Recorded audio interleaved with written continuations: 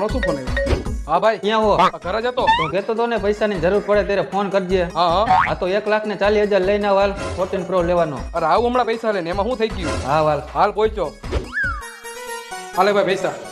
હાલ્યો ભાઈ પૈસા. જલ્દી ઓપન કર. ભાઈ થોડુંક જલ્દી કરજો. અરે ભાઈ પેલા તું મને ઈ કે પૈસા લઈ આવ્યો ક્યાંથી ને તું? તારો ફોન આવી ગયો ને એ તું જો. ના મને કહેતો ખરા તું. હું કિડની વેચીને પૈસા લેવો, તારે ફોન લેવો તો ને એટલે. અરે વાહ ભાઈ વાહ, તારા જેવો તો ભાઈબંધ નહીં.